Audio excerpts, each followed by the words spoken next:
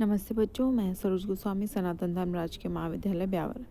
आज का हमारा जो टॉपिक है वो है यूरोप की जलवायु। यूरोप की जो जलवायु है उसके आज हम यूरोप की जलवायु को प्रभावित करने वाले कारक और यूरोप की जलवायु की विशेषताओं के बारे में अध्ययन करेंगे कि यूरोप की जलवायु की क्या क्या विशेषताएं हैं। यूरोप की जो जलवायु है, यूरोप महाद्वीप मुख्य रूप से अगर आप देखो तो जो यूरोप महाद्वीप है वो शीतोष्ण कटिबंध में आता है। और फिर भी इस महाद्वीप का उत्तरी भाग, इस महाद्वीप का जो स्कैंडिनेविया का जो भाग है वो आर्कटिक वृत्त के अंदर तथा उत्तरी ध्रुव वृत्त के उत्तर तक होने से शीत जलवायु रखता है। तो इसका जो दक्षिणी क्षेत्र है वो शीतोष्ण कटिबंधीय और जो उत्तरी क्षेत्र है वो शीत जलवायु में शामिल किया जाता है। दक्षिणी यूरोप में भूमध्य सागर के निकट प्रदेशों में भूमध्य सागरीय जलवायु पाई जाती है। तो अब जो यूरोप की जलवायु है उसको प्रभावित करने वाले कुछ कारक हैं, जिसमें सर्वप्रथम हम इस कारक के अंदर इसको ले सकते हैं कि जो यूरोप की जलवायु है उसको प्रभावित करने वाले कारक में पहला है अक्षांशीय स्थिति। मैंने आपको बताया कि जो यूरोप है वो यूरोप आपके ज़्यादातर जो भी यूरोप है वो कर्क रेखा के उत्तर के अंदर फैला हुआ है। तो यहाँ पर आपके शीतोष्ण कटिबंधीय जलवायु और ये 66 डिग्री जो पृथ्वी है वो भूमध्य रेखा से दोनों तरफ 23.5 डिग्री अक्षांश, उत्तरी और दक्षिणी अक्षांश, और उसके बाद में 66.5 डिग्री उत्तरी और दक्षिणी अक्षांशों के मध्य के अंदर ये संपूर्ण कर्क रेखा और कर्क रेखा और मकर रेखा के मध्य वाला क्षेत्र उष्ण कटिबंध में आता है। उसके बाद में आता है शीतोष्ण कटिबंधीय क्षेत्र और लास्ट में आता है ध्रुव वाला क्षेत्र। तो जो यूरोप है वो ज़्यादातर आपके शीतोष्ण कटिबंधीय क्षेत्र में तथा उत्तरी जो भाग है वो शीत कटिबंधीय क्षेत्र में शामिल किया जाता है। तो अक्षांशीय स्थिति के कारण ये आपके शीतोष्ण कटिबंधीय तथा उष्ण कटिबंध में आने के कारण संपूर्ण क्षेत्र के अंदर ज़्यादातर जो जलवायु है वो आपके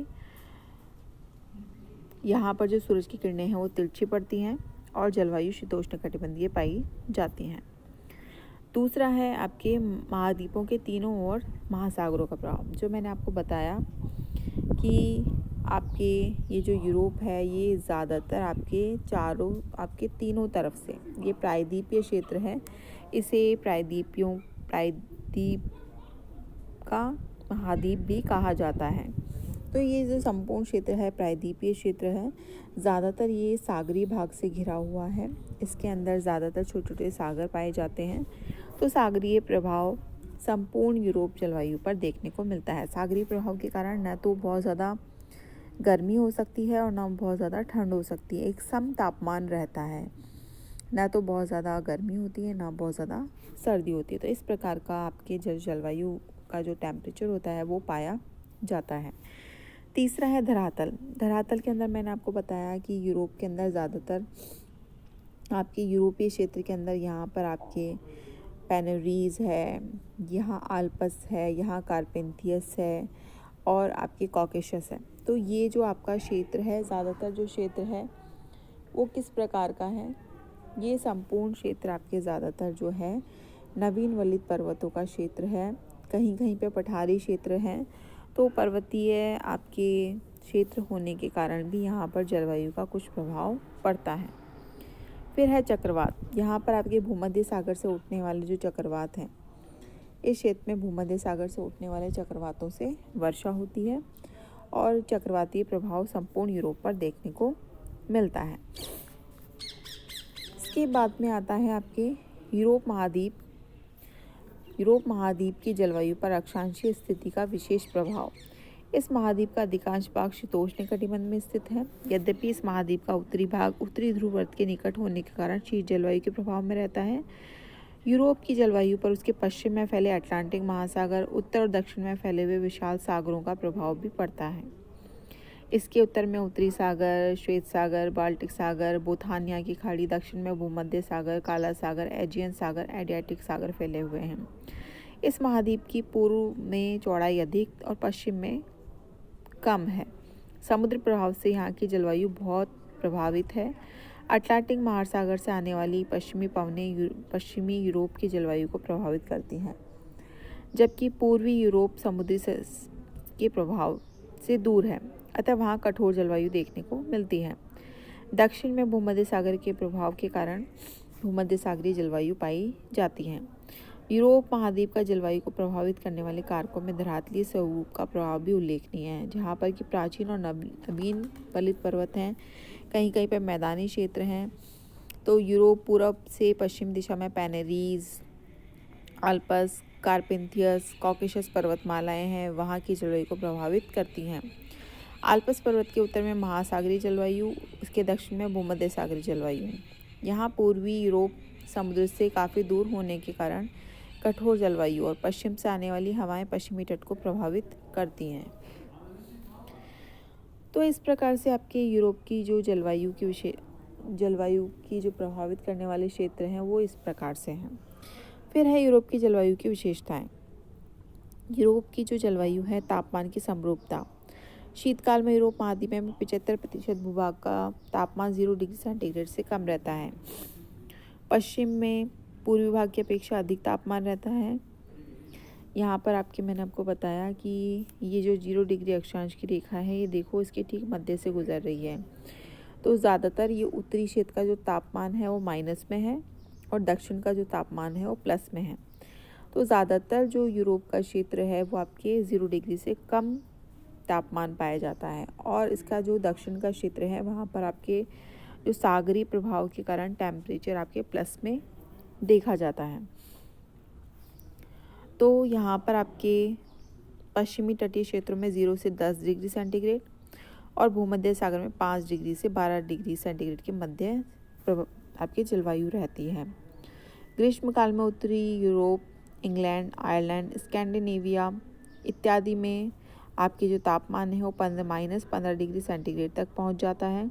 भूमध्य सागर के निकट तापमान 20 से 25 डिग्री सेंटीग्रेड तक रहता है। यहाँ पर जैतून और अंजूर की फसलों के लिए ये जो तापमान है वो लाभदायक है।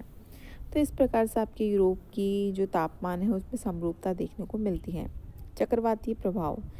शीतकाल में यूरोप के पश्चिमी भाग में निम्न वायुदाब और पूर्वी भाग में उच्च वायुदाब केंद्र बनते हैं, लेकिन ग्रीष्मकाल में उत्तरी अंध महासागर में निम्न वायुदाब तथा स्पेन के आसपास उच्च वायुदाब केंद्र बनते हैं, जिस कारण कि यूरोप का अधिकांश भाग पछुआ पवनों के प्रभाव में आता है, जिससे कि यूरोप की जलवायु अटलांटिक महासागर से बहने वाले गल्फ स्ट्रीम की धारा के कारण पछुआ हवाएं नमी और गर्मी धारण कर लेती हैं, जिस कारण कि पश्चिम में जलवायु सम पाई जाती है। पछुआ हवाओं के प्रभाव से नॉर्वे उच्च अक्षांश में स्थित होने के बावजूद सम जलवायु में यहाँ के जो बंदरगाह हैं वो साल भर खुले हुए रहते हैं, क्योंकि जो गल्फ स्ट्रीम धारा है वो यहाँ पर आपके स्कैंडिनेविया यहाँ पर आकर के टकराती है, जिससे कि ये संपूर्ण जलवायु जो क्षेत्र है वो आपके गर्म रहता है और बंदरगाह साल भर खुले हुए रहते हैं।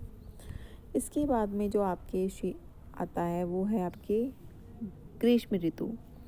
ग्रीष्म ऋतु में अटलांटिक महासागर में आइसलैंड के पास में निम्न वायुदाब केंद्र, जिस कारण की उत्तरी पश्चिमी हवाएं चलने लगती हैं, जिससे तापमान में वृद्धि होती है। शीत ऋतु में आइसलैंड के पास अपेक्षाकृत निम्न वायुदाब केंद्र बनता है, जबकि ध्रुवों की ओर उच्च वायुदाब केंद्र बनता है, जिस कारण की उच्च वायुदाब से निम्न वायुदाब की ओर जो हवाएं हैं वो दाब प्रवणता के कारण तूफानी गति से चलने लगती हैं, जिससे कि मौसम खराब हो जाता है, जनजीवन अस्त व्यस्त हो जाता है। अटलांटिक महासागर में उत्पन्न वाले चक्रवात यूरोप में आकर के अधिक प्रभावित हो जाता है और भूमध्य सागरों में चक्रवातों की उत्पत्ति होती है, जिससे दक्षिणी यूरोप की जलवायु प्रभावित होती है और शीत ऋतु में वर्षा होती है। यूरोप में चक्रवातों की उत्पत्ति का एक मुख्य कारण शीत और गर्म वायु राशियों का मिलन स्थल होता है, क्योंकि उत्तर से दक्षिण की ओर शीत वायु राशियों का दक्षिण की ओर जाने वाली गर्म वायु राशि से टकराव होता है, जिससे कि वाताग्र की उत्पत्ति होती है और चक्रवात का रूप ले लिया जाता है। अब यहाँ पर जो आपके वर्ष भर वर्षा वाले जो क्षेत्र है, यूरोप के जो वर्षा है वो किस प्रकार से आपके है। अधिक वर्षा वाला क्षेत्र, मध्यम वर्षा वाला क्षेत्र और न्यून वर्षा वाला क्षेत्र। इसमें आपके सबसे अधिक वर्षा वाला क्षेत्र है, इसमें ब्रिटेन, इसमें आपके आते हैं अधिक वर्षा वाले क्षेत्र के अंदर ब्रिटेन आता है, स्पेन आता है, फ्रांस आता है, नीदरलैंड आता है, जहाँ की वर्ष भर वर्षा होती है और शीत ऋतु में सर्वाधिक होती है, पश्चिमी भागों में अधिक, पूर्वी भागों में कम, इस प्रकार से। फिर आता है मध्यम वर्षा वाला क्षेत्र, जिनमें कि जर्मनी, ऑस्ट्रिया, हंगरी आदि देशों में अधिकतर वर्षा ग्रीष्मकाल में मानसूनी हवाओं से होती है, जो औसत वार्षिक वर्षा 200 सेंटीमीटर तक होती है। शीत ऋतु में हिमपात के रूप में भी वर्षा होती है। फिर है न्यून वर्षा वाला क्षेत्र। यहाँ औसत वार्षिक वर्षा 50 से 60 सेंटीमीटर होती है। ये वो क्षेत्र इसके अंतर्गत आते हैं जिसमें कि पश्चिमी रूस है। अधिकतर वर्षा ग्रीष्मकाल में होती है। समुद्र तट से अधिक दूर होने के कारण कम वर्षा होती है। शीतकाल में बर्फ के रूप में वर्षण होता है।